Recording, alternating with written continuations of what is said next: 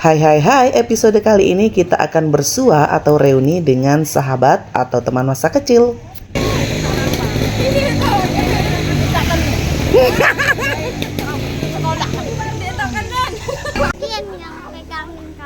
Jadi karena tumben-tumben pulang ke kampung, semua orang pada pengen untuk ngajak ngobrol si anak bule. Tapi ia tidak paham dong apa yang orang-orang katakan itu, dan kami pun tidak bisa mengajak dia ngobrol seperti Akyu. Makanya tidak berani mendekat ke anak ini. Kucu-kucu, kita mau ke pantai aja untuk jalan-jalan setelah sebelumnya beli duren. Tujuan kali ini adalah ke Pantai Rambang, pantai yang dulu penuh kenangan selama kami masih kecil hingga beranjak remaja. Jarak Pantai Rambang dari kampung kami ini sekitar 7 km. Tetapi dulu sewaktu kami masih kecil, setiap hari Minggu pagi itu selalu bangun subuh untuk jalan-jalan atau lari pagi ke pantai. Nah, pulangnya itu kadang kita jalan kaki juga, atau naik ojek, ataupun juga naik motor nambang atau naik ferry.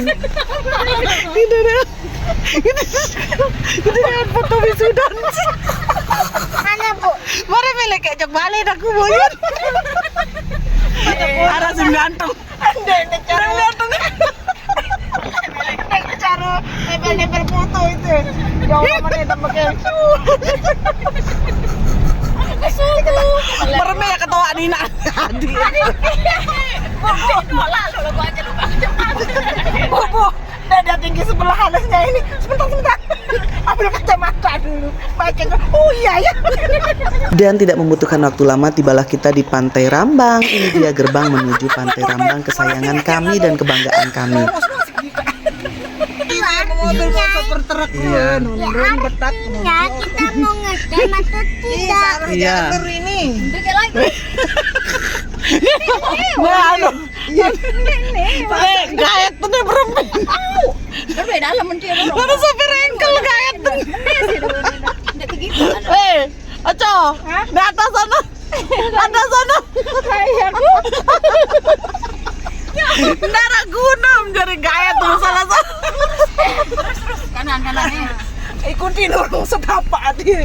Dan setelah sekian lama, sekian purnama tidak kesini, akhirnya nyampe juga di pinggir pantai yang begitu banyak kenangan ini. Setelah tersesat di sana sini, mau belok ke sini ke sana, Gayet ini tidak becus memang. Akhirnya kita sampai juga di tempat parkir. Lokasi Pantai Rambang ini sekarang jauh berbeda dengan beberapa puluh tahun yang lalu ketika kami sering kesini. Dan yuhu, welcome to Pantai Rambang. Ini Azam sendiri yang salah kostum ya, karena baru pulang ngaji langsung diseret sama inaknya untuk ikut, dan dia masih pakai baju koko dong. Anak soleh itu menjadi pendiam kali ini, tidak seperti anak yang satu ini yang embul. Kalau si embul ini kelebihan pede. Dan tibalah saatnya kita akan menuju ke pinggir pantai. Tapi terlebih dahulu kita akan membawa bekal ini yang sudah kita siapkan dari rumah. Jadi ceritanya ada yang ulang tahun dan mentraktir kita makan duren dong. Sebenarnya makan tidak makan itu tidak apa-apa, yang penting pada ngumpul sih. Itu intinya. Karena tidak setiap hari kami bisa berkumpul bersama. Yang satu tinggal di benua yang berbeda, yang satu juga tinggal di pulau yang berbeda, dan yang lainnya itu satu pulau tapi beda-beda kabupaten. Jadi sebenarnya punya kesempatan waktu untuk berkumpul itu lebaran, tetapi lebaran pun kadang kita tidak ketemu karena sibuk dengan keluarga masing-masing. Nah, untuk tahun ini tumben 2 kali setahun kita ketemu seperti ini, karena kebetulan anak bule ini libur sekolah yang cukup panjang. Mereka libur semester, kemudian ada juga tambahan libur untuk merayakan Natal dan Tahun Baru. Setelah sampai di pinggir pantai, kami terpana dengan pemandangan yang ada di pinggir-pinggir pantai ini, di mana berugaknya itu banyak sekali. Kalau dihitung-hitung sudah 10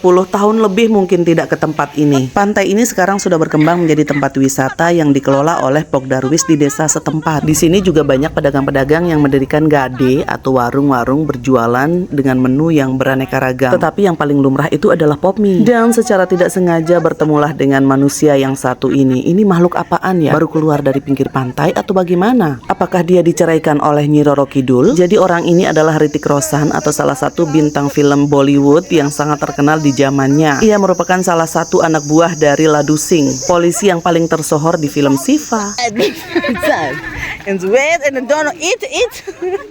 Nah, ini yang saya maksud. Anak bule ini kan tidak paham dengan bahasa kita, dan kita pun tidak paham dengan bahasa dia. Jadi agak sulit untuk berkomunikasi. Makanya kita jaga jarak sama anak bule ini. Setidaknya menjadi cambuk lah agar kita lebih giat lagi belajar bahasa Inggris. Nyesel banget dulu tidak begitu serius belajar bahasa Inggris. Dan ucuk-ucuk kita salfok dong sama pemandangan di Pantai Rambang ini yang sekarang sangat indah banget. Dan kebetulan sekarang ini lagi musim mada atau surutnya air laut, sehingga banyak masyarakat yang turun mencari kerang atau rumput laut di tengah laut.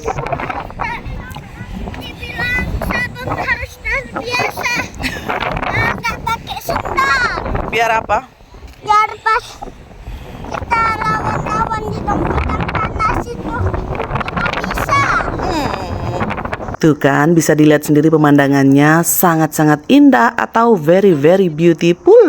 Di sini sangat cocok sih untuk mandi, terutama kalau air laut lagi surut seperti sekarang ini. Tapi seingat saya dulu pasirnya itu tidak putih deh, warnanya itu hitam kecoklatan. Kok sekarang berubah jadi putih ya? Apa yang terjadi? Wallahu alam bisawab. Cerita-cerita sedikit ya tentang masa lalu. Jadi Pantai Rambang ini adalah salah satu tujuan utama kami di kala hari libur. Setiap hari Minggu tiba, kita akan selalu berlari pagi ke tempat ini. Tentu saja dengan bergerombol antara teman-teman yang cewek dan teman-teman kita yang cowok. Itu sejak masa SD. Mulai dari turun orang dari masjid untuk sholat subuh, langsung kita jos lari dah ke tempat ini. Mungkin karena kita bergerombol dan banyak teman, jadi dulu itu jarang kami merasa capek ataupun lelah. Padahal uang jajan pun kita sama sekali tidak bawa. Itu di tahun 90-an. Dan orang tua kami juga tidak akan mencari. Mereka pada tahu sendiri kalau setiap hari Minggu itu kita akan bergerup atau bergerombol bersama geng-geng untuk menuju ke pantai ini. Padahal nyampe sini mandi pun tidak, terjun ke laut pun tidak. Begitu kita sampai di pinggir pantai, main-main sebentar, kemudian kita akan rendam-rendam kaki, berjemur seperti bule. Pokok si boye ruan oles pantai wahayo. Setelah bosan dan lapar, langsung kita pulang balik kampung. Kadang-kadang pulangnya itu kita stop mobil carry atau mobil yang nambang dari pasar Labuan Haji yang akan menuju ke pasar di kampung kami, dan kebetulan rumah kami itu berada di sekitar pasar dan berdekat-dekatan. Tetapi terkadang juga kalau tidak ada mobil carry yang membawa penumpang ke pasar di kampung kami, dengan sangat terpaksa akan pulang jalan kaki lagi. Jadi bolak-balik itu jalan kaki. Dalam kondisi yang lapar, haus, tidak ada uang untuk membeli makanan atau apapun di sepanjang jalan. Tetapi alhamdulillah kami selalu kuat sampai di rumah. Tentu saja kami tidak merasa lapar karena di sepanjang perjalanan itu bejorak, ngingi, nganga, engkikik, engkakak, ketawa ketiwi sampai rumah. Dan juga teman kita itu rame yang jalan-jalan.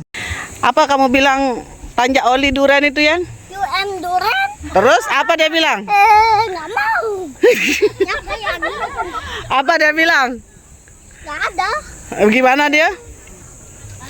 No. Tenu nih. Ini ngide kani. Wah ilah durian kani arang. Kani.